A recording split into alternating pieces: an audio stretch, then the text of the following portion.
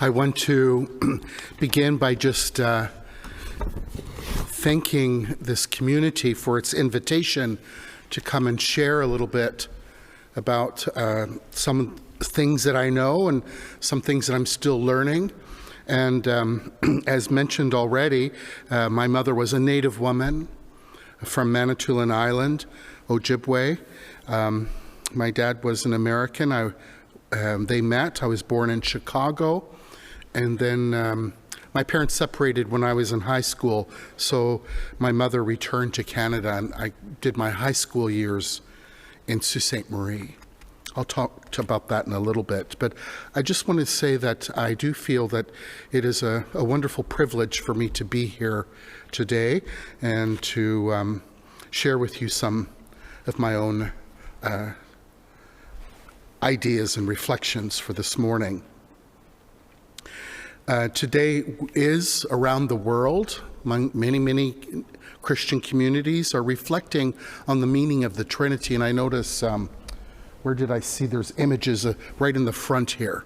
There's an image of the Trinity. And in the gospel, Jesus says, I'll be with you to the end of the age. And here it says, we're not alone.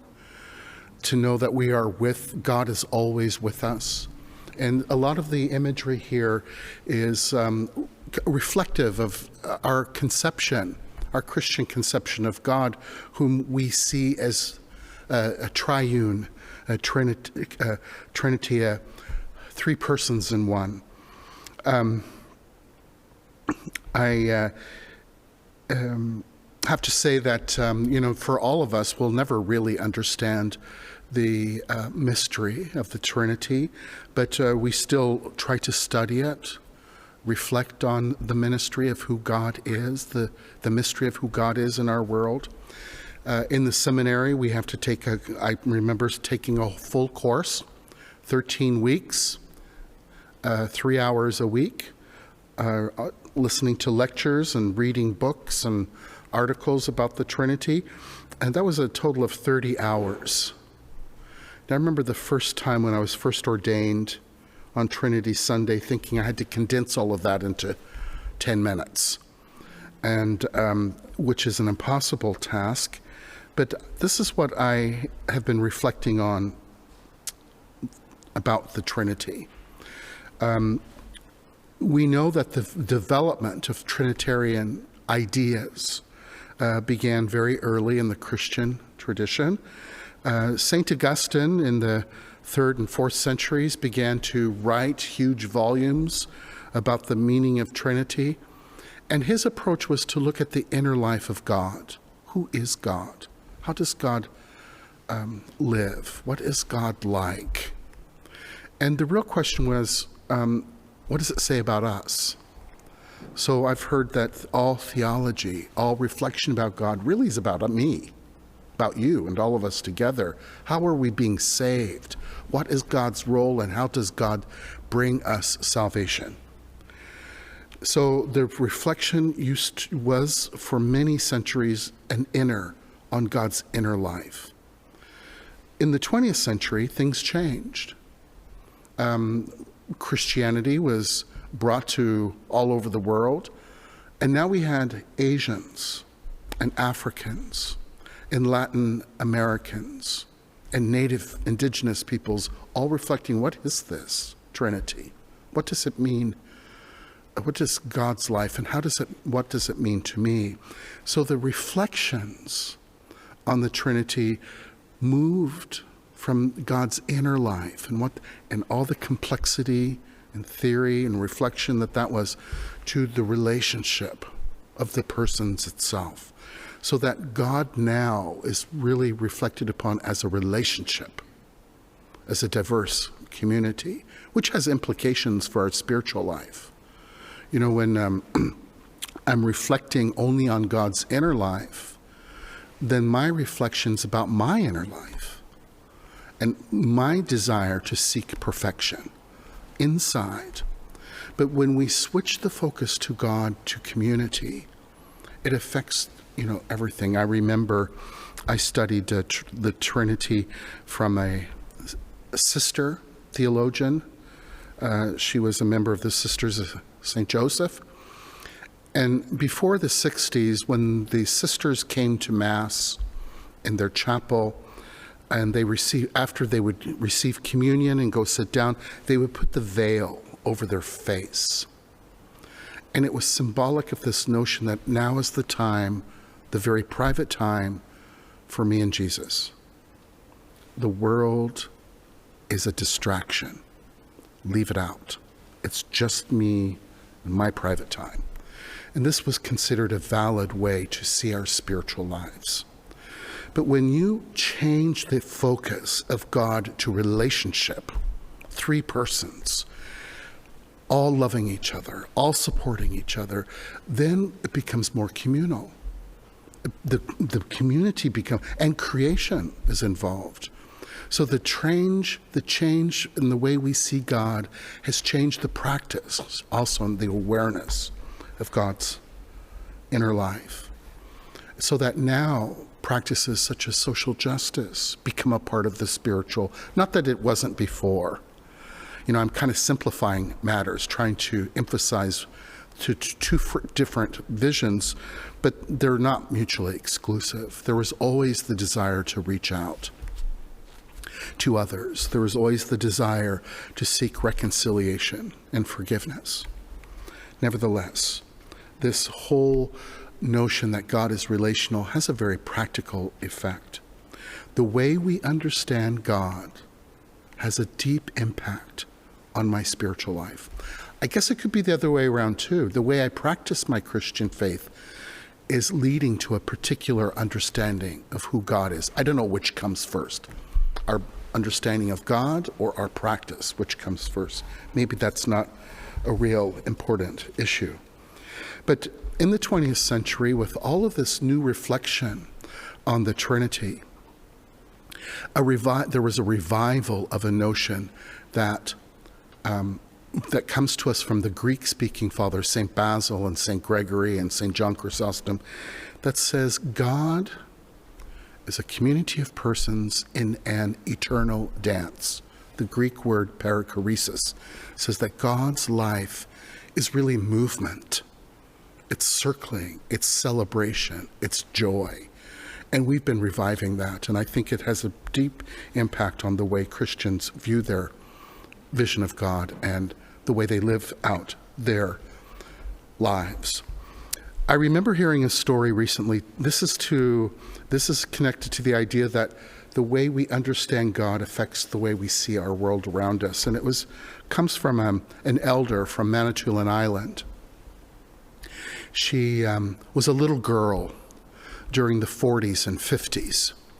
And in that time, powwows were being revitalized, because before then they weren't allowed. They were illegal, because they are a ceremony, a spiritual powwows. Today we see them as a fun time, an opportunity to socialize and to be entertained. And that still was there, but powwows were originally and still continue to have a spiritual purpose. It's a ceremony. So when she went to this, her dad brought her to a powwow. The elder an elder in her community began the ceremony with a prayer. And in his prayer, he spoke Ojibwe. Miigwech, Geshemnado, Kenegego Gamijiang. Thank you, Creator, for all your gifts. And he went on with a very powerful voice to talk about thanksgiving to God for everything that they had.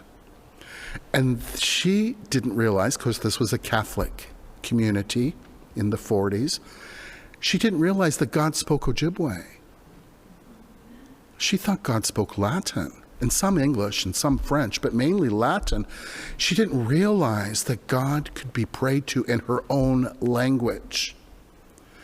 That she could, and hearing her own language made the prayer even more moving, because she could understand what was being said. She could see the images that were being prayed about, thanksgiving, community, life, celebration. And this had a major impact on her, so that she began to see God can communicate to us in multiple ways and through multiple cultures.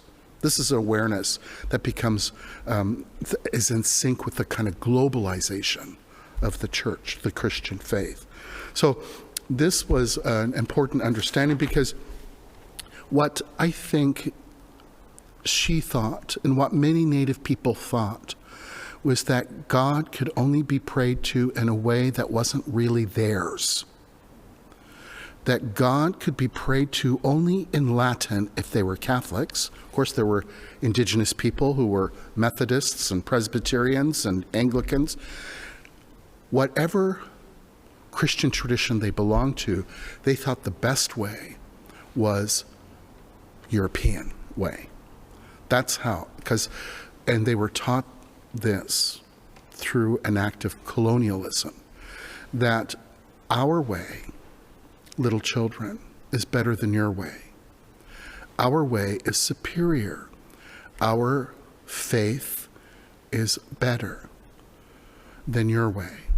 And I'm not sure how it takes place in other Christian traditions, but among Catholics, they were told that these ceremonies were really evil, that a lot of the practices were pagan. And when you're told that long enough, and I've learned this, I've seen it, when you're told something like that long enough, you begin to believe it. So I was raised by a Native woman who had already come to believe that she was inferior. I was raised by a woman who thought that her culture was inferior, that the white way was better and superior. She had already internalized that, like so many Native people had internalized this notion. It's hard maybe for people to get that today, but imagine living your life thinking that your ways, your traditions really weren't as good as European, Eurocentric, white ways. But this was the impact of colonization. So that's how I was raised. I mean, my mother could only give me what she had. And it wasn't a celebration of life that said, God speaks to us through our practices and traditions. Everything was secret or quiet or whispered. Medicines. She didn't put them away. No Native people put away their ceremonies, but they had to do it in secret, underground, and especially ceremonies that dealt with healing and life.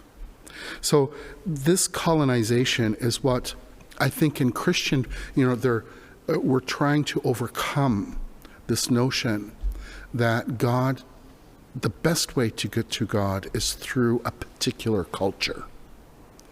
Instead, we believe that God can be reached and God speaks to us through every culture, because these cultures really find their origin in God. God is the creator of culture. God's the creator of language. God is the creator of all the things that we are and how we behave. I moved to Sault Ste. Marie with my mother. My mother became a single parent when I was in grade 10. And we moved from Illinois, which is deeply racist, by the way, but against black people, not against indigenous. There are no indigenous people where I grew up. My mother was a rare bird. And when we moved to the Sioux, she was no longer a rare bird. There were many people that looked like her, that could speak her language, that cooked like her, etc. And I began to realize there's a larger community of people like my mother here. But what I recognized very quickly was a racism, that others looked down on the Native people in Sault Ste. Marie. And you pick up on that right away as a teenager, because all of us want to belong. All of us want friends. All of us are sensitive about how we are perceived when we're teenagers. And when I recognized there was a kind of looking down upon Native people, a kind of racism, and I experienced it. When my mother would go to the bank, they didn't greet her, "Oh, hi, how how can we help you today? No, 2 IDs, please. That was her response. When we went to the cashier at the grocery store, the treatment was different, and I witnessed it with my eyes, and I still witness things with my brother, who looks native. I don't have the physical appearance of a native person. My brother does. And we went to a bank, and I had gone in, and the teller said, "Oh, hello, how are you? How are you doing today? How can I help you?" Very polite. That's what I'm used to when I go to banks or grocery stores, wherever. This has become, it's something I expect, polite conversation. Then I stepped aside, and my brother went after me, and the tone changed. And she said, "ID, please." And no politeness. And afterwards, I said to my brother, "Why was she speaking to you like that?" And he said, "What do you mean?" Like he had become accustomed to a kind of reception that was looking down. He didn't know that tellers can be friendly because he never received it. So I saw this vision and this experience, and I recognized that this is racism, how people are treated. And I don't think that bank teller did this deliberately. She wasn't a mean-spirited person. But there's something, this is called bias, unrecognized bias. We treat people differently by the way we judge them. And I think this is still alive. Obviously, it's still alive. Racism is one of the terrible scourges of our world today. But racism is, for Native people, they've just gotten used to it. And I was listening, and I want to share a story. I'm getting along here. But recently, I went to the Sioux with my sister, returned to Sault Ste. Marie. My uncle still lives there. And he was having surgery. So we wanted to go there to support him. While we were there, he said, "Can you help me prepare a narrative about what I experienced in Indian day schools?" He was a residential school survivor also, but there's a class action going on right now for Indian day schools. And people are applying for it, but you have to provide a narrative. Why are you participating in this class action lawsuit? You have to explain. Did this experience hurt you? Was it bad for you? So he said, when I was a little boy, grade 2, often we were punished because we couldn't speak English well. They were learning English. And the punishment would be to hold out your hands, and they would be smacked with a stick of some sort. And sometimes the hands were so smacked that it caused a swelling. And he told me this. We were writing it down. The swelling it went to the elbow. When you smack someone's hand, when a 7-year-old boy's hand hard enough, the swelling goes all the way down to the elbow. And he had to go home to do chores. They all had to do chores. There was firewood, and he had to feed things, and there's lots of work to do. And his dad and mother depended on him to do the things that he needed to do, even as a small child. But he couldn't. His hands were so sore. And this story, I felt very impacted by it, listening to this story of pain. And he remembers it like it was yesterday. Later, by the time he was in grade 6 and 7, he had a teacher who was male, young guy, just graduated. And in this community, going to Mass was, still is, it's considered an obligation, Sunday Mass. But, and so this teacher would go to the church and do a roll call. and see which students were at Mass, which weren't. Often my uncle couldn't make it to Mass. It was a luxury because they had work to do. And if they could get their work done in time, then they went to Mass. But there were weeks where he couldn't go because of other family obligations. And on Monday morning, he would have such a deep sickness in his stomach because the teacher would say, please stand up if you did not go to Mass this weekend. And he said the shame, the ridicule was really overwhelming for a boy that age. These feelings, this anxiety, this, I would say, trauma, physical and psychological trauma, doesn't leave a person. He's in his 80s today, and he remembers these stories like they happened yesterday. So Native people have lived, and I think this is my point. It's hard when we talk about Native stories, because when I told my brother these stories when I returned not long ago. I said, did you? And he said, we heard those stories. We heard those stories when we were in the Sioux. He told us those stories before. And, I'd heard them, but I didn't get the impact. In fact, I never really heard those stories. And I think this is the way many people do. This is why we needed a Truth and Reconciliation Commission. These people needed to tell what was the source of their need for healing. And a lot of it had to do with trauma, and it's passed down through the generations. A parent can only give for their child what they have. And so this trauma, if that's what your life is, it's passed on and on. And we talk about intergenerational trauma today, and it's real, but it will take generations to really heal. So I've talked a long time now, but I want to say that our belief in God is this. God is a loving community, and loving community in three persons. And God desires to dance.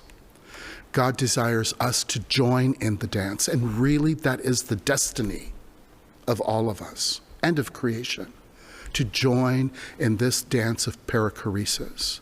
That's what we're called to do. And this, at the end of the age that Jesus talks about, that's what will be for us. But in the meanwhile, he says, you've got work to do.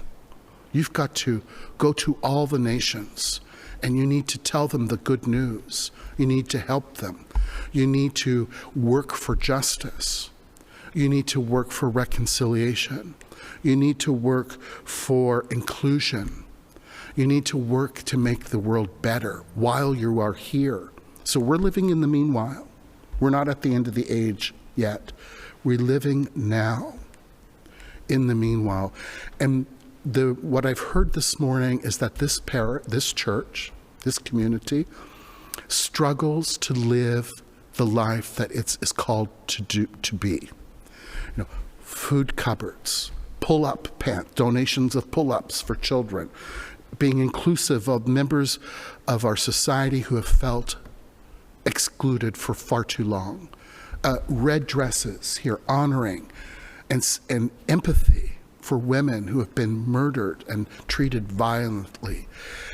This is I wish for all Christian communities, that when we come to pray, we also come to work to make the world a better place for all of us, and to advance the healing that we know needs to happen.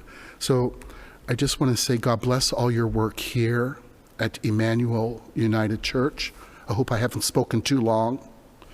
And I want to continue to encourage you, pray for you. You pray for me and encourage me too, to do what we believe is what God wants us to do while we live here on this earth. Thank you. God bless you.